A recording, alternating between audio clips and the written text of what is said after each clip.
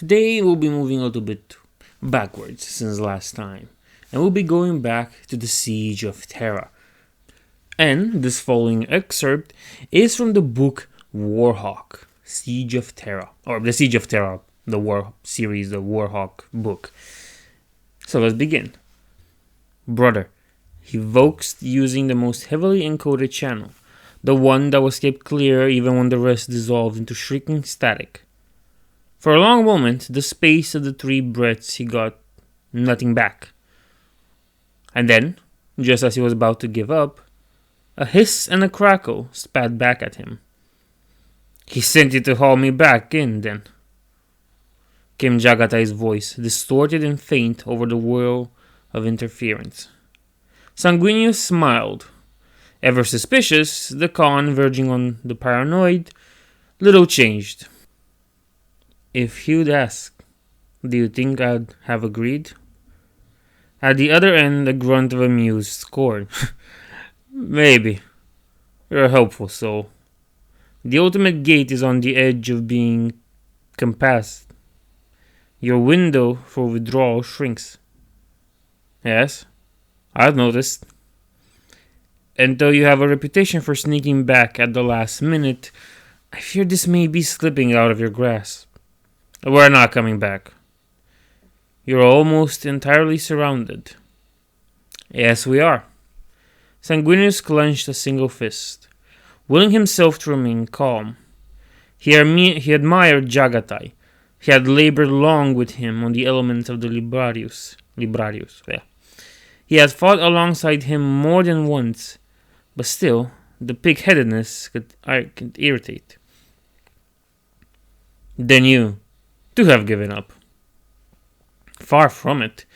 A long pause, as if he were searching for the right words. "I know you respect dreams, the ones that speak truthfully, at least. They will win, I foresee, as long as he is active. The War Master cannot rely on much, for our estranged brothers are losing their minds. All save one. But we are stronger together, at the core." "Under your strategy? Maybe." A faint dry chuckle over the calm.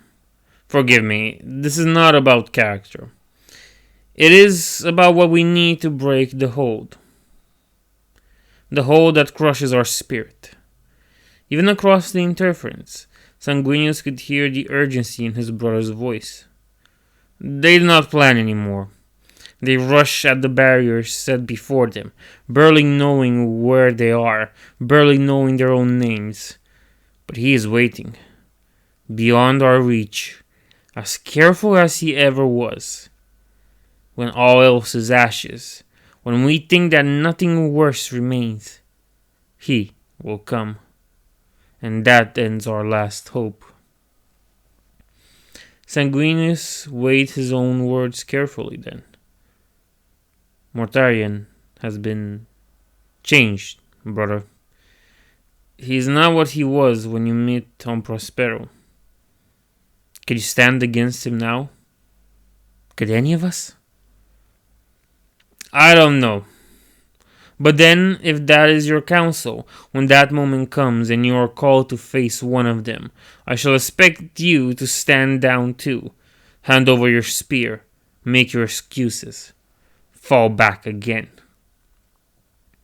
Sanguinius laughed. "We are running short of places to retreat to. We should never have let it be taken." "You still think that?" "The guns are intact, could be used. They're landing at will, and we will need a spaceport ourselves. When Guilliman comes, when we have victory in the cusp of our palms, he will need the swift route down." Victory. The Khan was still thinking of victory. How was that possible? Had he too gone mad, just like the traitors who raved with joy as they dismantled the home of their own species? It was always possible. He had always flirted with it. In that, Sanguinius said, you are at least consistent. Not something I've been accused often of. Sanguinius looked up. To the north, fresh spikes of fire punched through the cloud cover. He would have to go now, to do what he had been doing since his thing had started. Hold it together.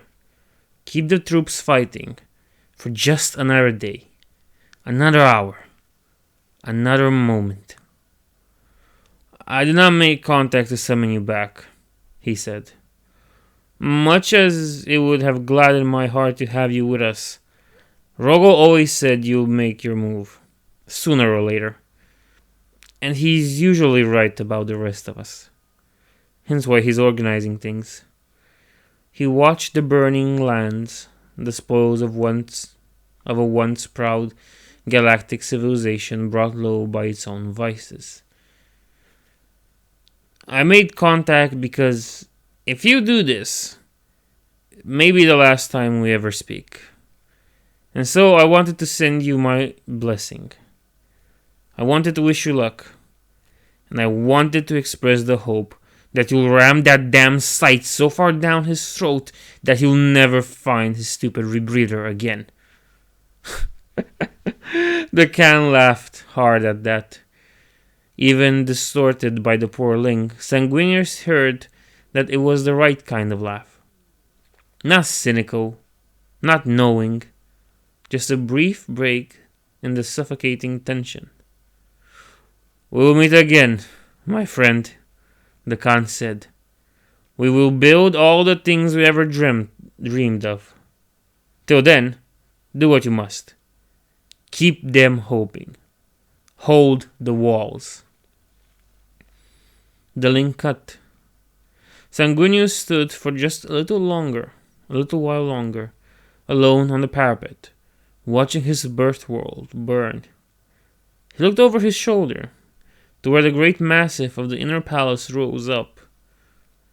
In the darkness, against the gathering glow of the many fires, it looked more like an ossuary than a fortress. I plan to, he said softly. Whew.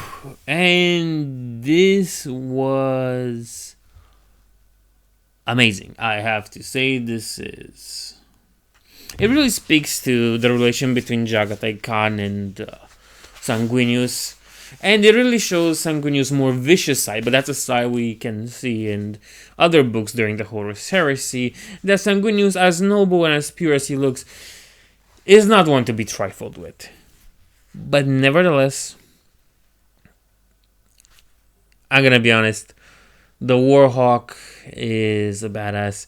And I know the whole book is supposed to be about him, but this brief interaction with Sanguinius just sparks more into his character and more, well, into the character of Sanguinius. And, well, the hopelessness of the siege of Terra and, the wrong battle ahead of them. That's all for now.